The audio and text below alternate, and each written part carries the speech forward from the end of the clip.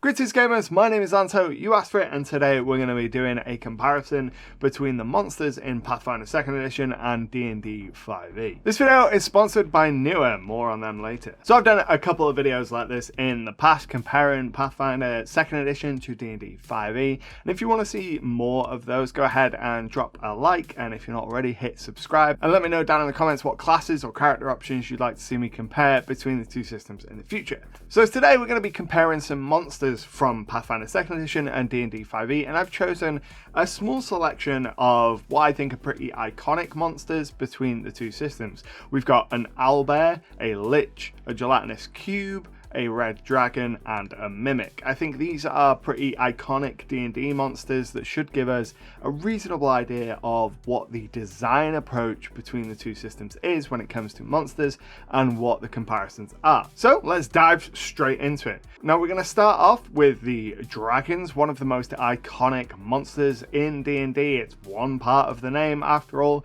I'm going to start with each of these by looking at the 5e version and then looking at the Pathfinder version. So we're going to start with an adult red dragon, and you can see the adult red dragons, they get 3 legendary resistances, meaning they can ignore failed saving throws 3 times a day. They get a multi-attack, they can use their frightful presence, and then 3 attacks, 1 with a bite and 2 with claws.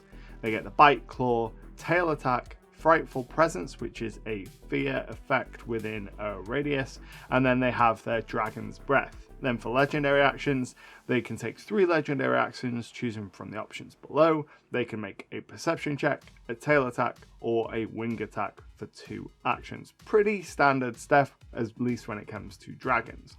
When we jump over to the adult red dragon in Pathfinder 2nd Edition, we see a lot of the same stuff. So both creatures can fly. The Pathfinder dragon can fly quite a bit faster. They can fly 150 feet versus the 180 feet of the adult red dragon in 5e. They have melee attacks for their bite, their claw, their tail, and their wing. They can also cast spells innately though. They have the suggestion spell, and they have detect magic and read aura. They have a breath weapon which will blast flame for 15d6 in a 50-foot cone, which is a little bit less than the 18d6 in a 60-foot cone that the D&D version gets. And it can't use the breath weapon again for 1d4 rounds, so they're both kind of a recharge ability. Then we have Draconic Frenzy. Now this means that the dragon can make 2 claw strikes and 1 wing strike in any order for 2 actions. Now the way Pathfinder works with multiple attacks, the more attacks you make, the higher your penalty to hit is. The first attack, you have no penalty to hit. The second attack, you're at a -5. The third and following attacks, you're at -10. So the dragon will still get these penalties, but it means it doesn't have to use all of its actions to be able to use all of its attacks. So it can still operate the same amount of attacks as the dragon in 5th edition and still have an action left over to potentially attack again, maybe use its breath weapon, move around, etc. And then the red dragon also gets the draconic momentum. Anytime they score a critical hit with a strike, they recharge their breath weapon. It's not a significant difference to the 5e version, but it does mean that you can regain that use of the breath weapon a little bit easier. Another thing to note here is when we look at damage immunities and things like that, the adult dragon in 5e is immune to fire, which the red dragon in Pathfinder is also immune to, but they are also immune to the paralyzed and sleep effects, but they are weak to cold, which means that they're going to take extra damage if someone deals cold damage to them. The Pathfinder 2nd Edition version also has an aura of heat, so anytime you get within 5 feet of the creature, you have to make a DC 30 basic reflex save or take 3d6 fire damage. And then their frightful presence also is only 90 feet instead of the 120 feet that the D&D 5e version is. Now, obviously, it's important to note that they are very different challenge ratings and levels. So the Pathfinder 2nd Edition version is a 14th level creature. The red dragon in 5e is a 17th level, so you are dealing with different power levels of monster here. But we do see that the Pathfinder version has more HP. We can't really compare the armor class and the saving throws because the way that you calculate them is completely different in Pathfinder 2nd Edition, but it's got more HP, so it should be a little bit more survivable in theory. And then the Pathfinder version can also see through smoke. not a massive deal. And overall, I don't think there's a huge amount of difference between these two monsters. Just a few small flavor things. The Pathfinder version is obviously a lower challenge rate and a lower level to the 5e version, so its abilities don't hit quite as hard, but it does get a few extras that the 5e version doesn't, such as the aura of heat as well as a couple of spells. But then the 5e version gets those legendary actions which completely change up the action economy in that system. Okay, so far not too much difference between the monsters in the two systems. Let's take a look at the Gelatinous Cube and check out what the differences are between those. So in 5e, our Gelatinous Cube is a CR2 creature. It's only got 6 armor class. 6 armor class? Didn't even realize that it was that low. It's been a long time since... Have I ever run a... I don't think I've ever run a Gelatinous Cube in 5e, actually. I've only run them in Pathfinder, so forgot that the armor class was so low. Right, so it's got a bunch of condition immunities: blind, charmed, deafened, exhausted, frightened, prone. Obviously prone, it doesn't have legs. So when we look at its abilities, it has the ooze cube, so it can engulf creatures and take them within itself. It is transparent, so when it's in plain sight, it takes a successful DC 15 perception check to spot the cube has neither moved nor attacked. And then when it comes to actions, simple pseudopod attack and its engulf ability. Then when we come to the Pathfinder version, you can see it's a level 3 creature, so it's a little bit higher level than our 5e version. Again, much lower AC than I remember, at only 10, but it has 90 hit points, is immune to acid, critical hits, which is a massive deal in Pathfinder 2nd edition, mental effects, precision attacks, the unconscious condition, and it has electricity resistance 5. Again, it has that transparent effect, so you need a perception check to be able to see whether or not it's moving or whether or not it's there. In terms of its attacks, it has Cube Face, which is an incredible name for an attack, which is essentially just a slammer like the pseudopod is. It can also engulf like the 5e version, which imparts a paralysis on the person that is engulfed, and it has a weak acid effect, which will damage only organic material and not metal, stone, or other inorganic substances. So again, on the surface of it, not a huge amount of difference between the two Gelatinous Cubes within the system. I'm kind of surprised by this. I hear people talk a lot about how much more interesting Pathfinder monsters are, but when we're looking like for like at monsters that exist in both systems, I was expecting there to be more difference. But let's keep going, let's keep looking at monsters, and let's move on to a Lich. Now, Liches are classic fantasy adversary, so I'm interested to know how much difference there really is between the 5e and PF2 Liches. We're going to start again with the 5e version here, and we've got quite a lot to go over with this. This is a much bigger stat block than our previous one. So our 5e Lich is a CR21 creature. They are kind of your end level bosses that you're going to be fighting against right at the end of a campaign, whereas our PF2 Lich is only CR12.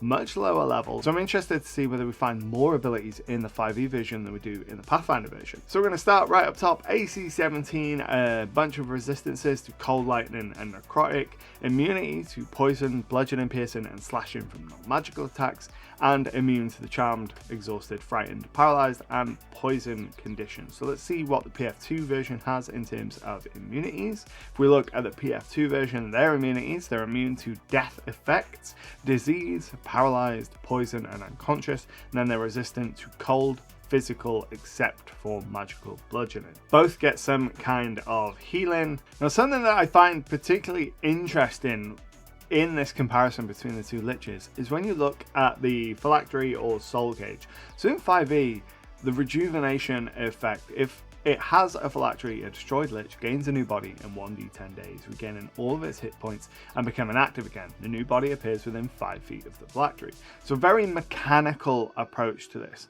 But in Pathfinder 2nd edition, I just don't think that is the case. Like, I can't see anything here that tells you the specifics of how the soul cage works to bring the Lich back. It just mentions that while the soul cage is intact, the Lich can't die. In fact, let's have a look in the book. So page 221. 221. Okay. Liches. Notes on creating a Lich. Notes on their treasure. Notes on their alternate abilities. The Lich's soul cage is actually a specific item in PF2. When a Lich is destroyed, its soul flees to the phylactery. The phylactery then rebuilds the Lich's undead body over the course of 1d10 days. Alternatively, the Lich manifests next to it, fully healed and in a new body. The Lich's phylactery must be destroyed to prevent the soul from returning. Standard one is sealed metal box containing strips of parchment inscribed with magical phrases, has hardness 9, HP 36, and some Liches devise more durable or difficult to obtain versions. So it does exist, just couldn't see it on Archives of Nethys.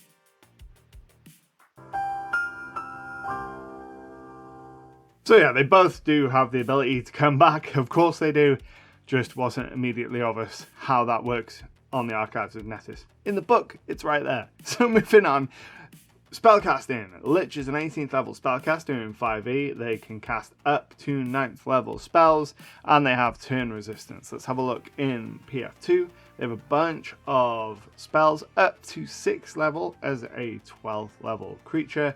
So let's have a look at their 6th level and compare them. So Globe of Invulnerability and Disintegrate versus Chain Lightning, Dominate, and a Vampiric Exsanguination. So not as many spells in the Pathfinder version, but again, it is almost 10 levels lower. Then in the 5th edition version, the actions, we have the Paralyzing Touch, which does a little bit of damage and you get a con save or you're paralyzed for 1 minute.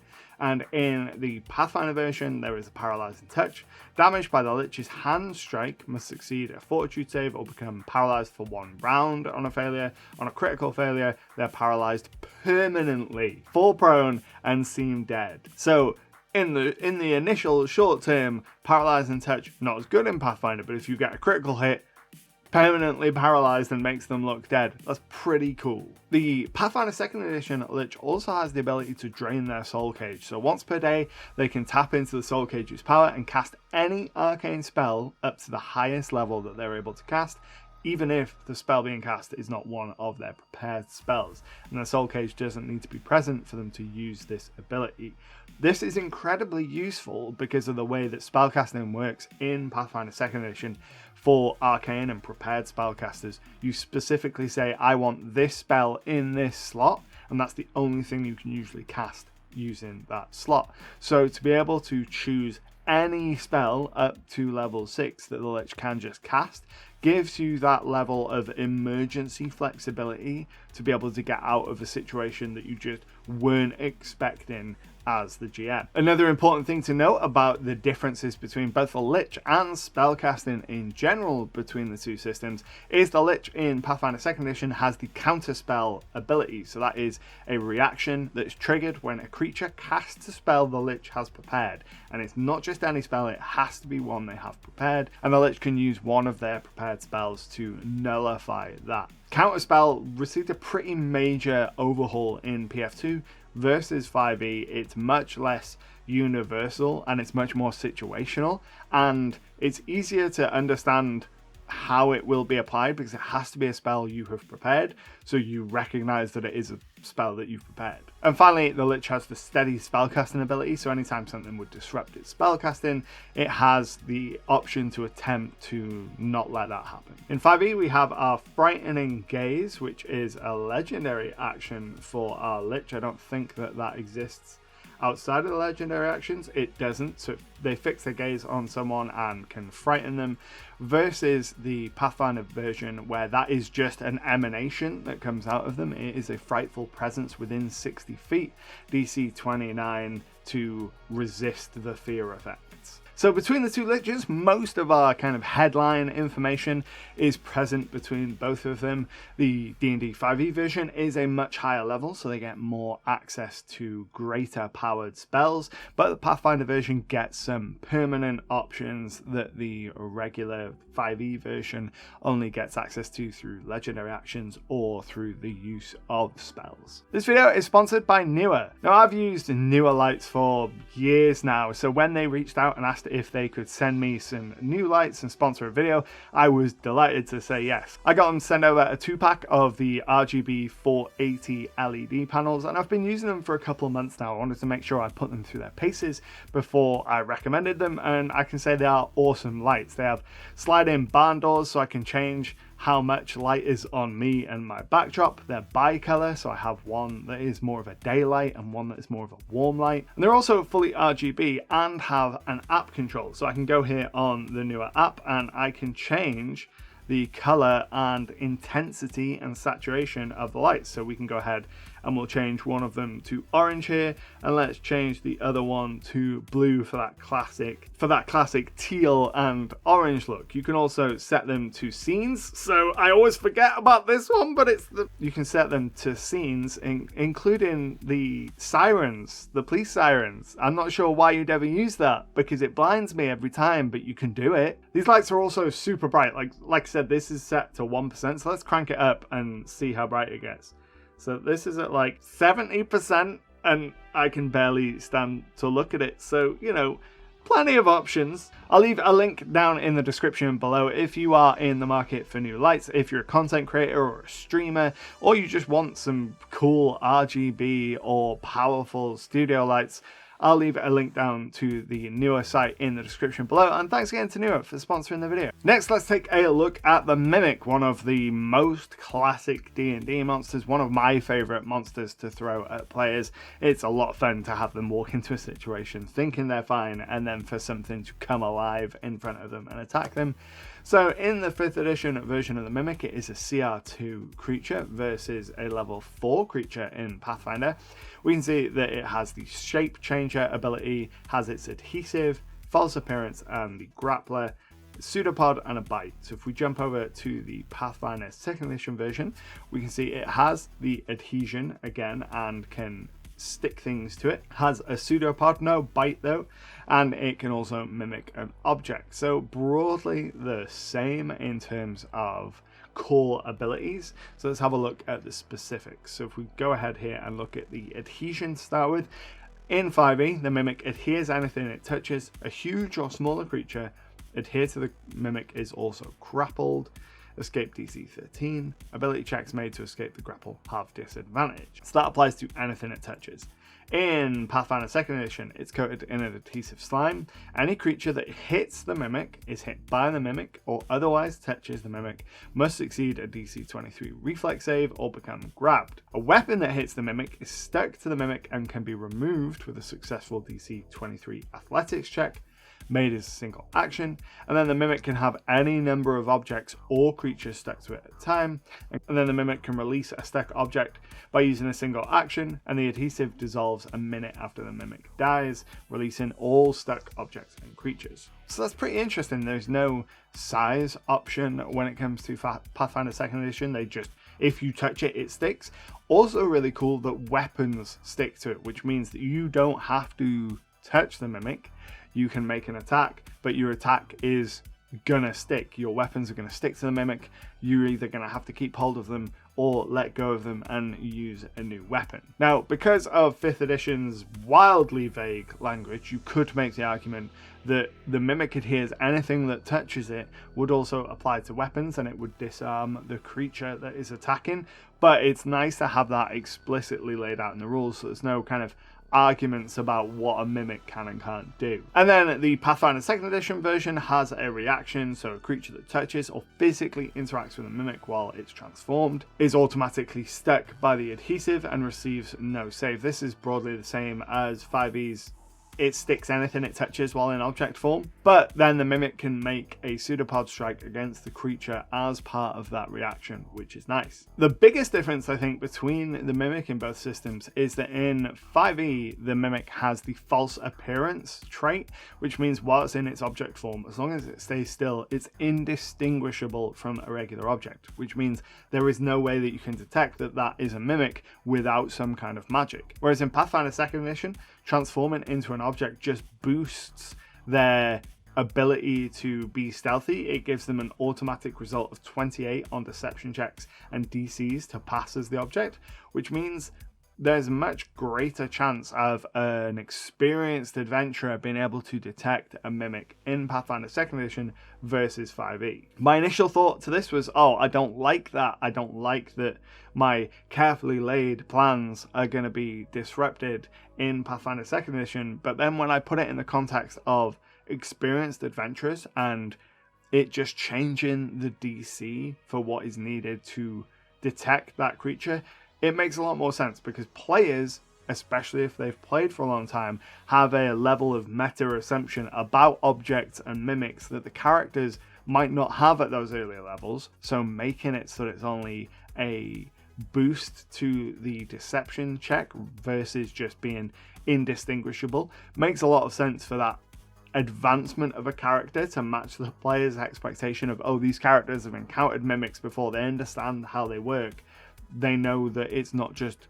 indistinguishable, they're a small subtle sign. And finally, I want to take a look at the Owlbear. The Owlbear has been featured a lot in the promo material for the upcoming D&D movie. Actually, now that I think about it, so is the Mimic, and a Lich, and a Gelatinous Cube, and a form of dragon. So this is just, let's compare all the monsters in the D&D movie to Pathfinder 2nd edition. So the Owlbear. The Owlbear in our 5e version is a challenge rating 3 creature versus a challenge rating 4 creature in Pathfinder. The Owlbear in 5e, pretty simple. Keen sight and smell, so they get advantage on perception checks that rely on sight or smell. Then they have multi-attack, a beak and a claw. Owlbears in 5e are about as basic and as uninteresting as a monster is possible to be, despite the fact that it looks like a bear and an owl did the fusion dance.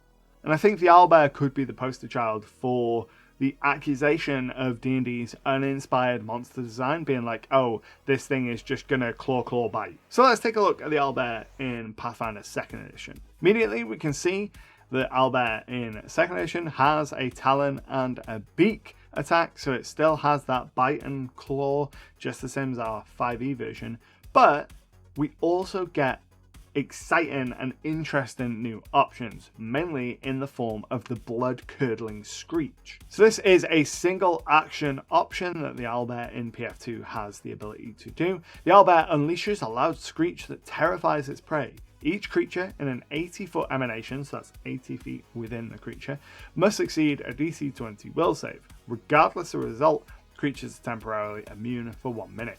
So if they critically succeed, nothing happens. If they succeed their saving throw, but don't critically succeed, they are still frightened once. This is an incredibly powerful ability because you have to critically succeed your saving throw to not be affected by it. On a failure, they are frightened 2, and on a critical failure, they flee for 1 round, which means they have to run away from the thing, and they are frightened 3. The interesting thing about the way that the conditions work in Pathfinder 2nd edition, so things like frightened, they affect all of your DCs, which includes armor class. So creature that is frightened is easier to hit, which means as the Owlbear, you can come charging out of the tree line, use your blood-curdling screech, potentially frighten all of the party up to level 3 of frightened, which is going to reduce their armor class by 3, making it easier for you to hit them, and then go in and start wailing on them with your talons and your beak. So when we look at the talon attack on the Pathfinder 2nd edition version of the Owlbear,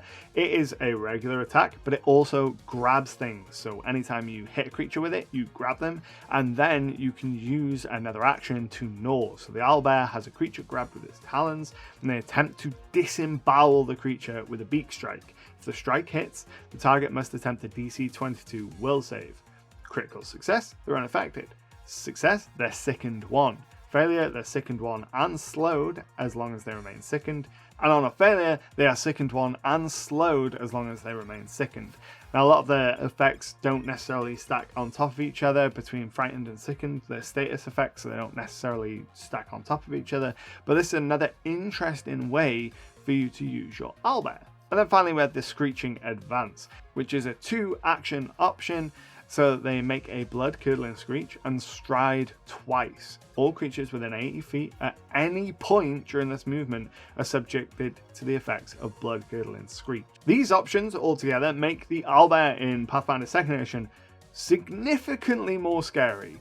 Like, in fiction, when you encounter an Owlbear, there is this perception that owlbears are these really dangerous beasts and they have a reputation in D&D, but the 5th edition version of the Owlbear just does not match the kind of fear that should be associated with this thing. You know, it's a grizzly bear-sized, owl-faced monstrosity. Whereas in Pathfinder 2nd edition, it has mechanics that back up that fantasy. So you could affect, what, like over 200 feet worth of distance with that Screech in advance, that's a lot of people that you could potentially give the fear effect to. Let's say you have a caravan of soldiers moving through the wilderness and an owlbear just charges along the line.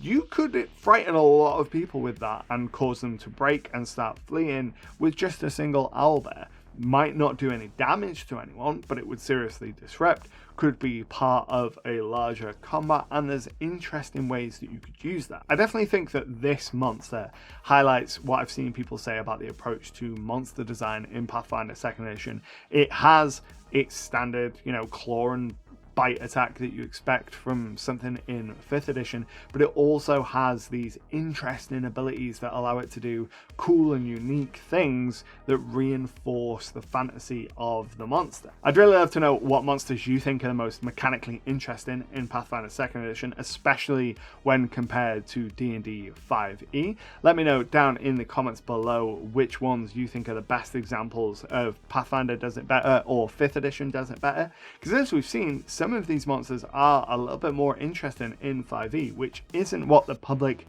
kind of discourse usually says. I would say probably when a monster is interesting in Pathfinder, it's more interesting than it is in 5e when it's interesting in 5e, because there's more mechanical juice to play around with there.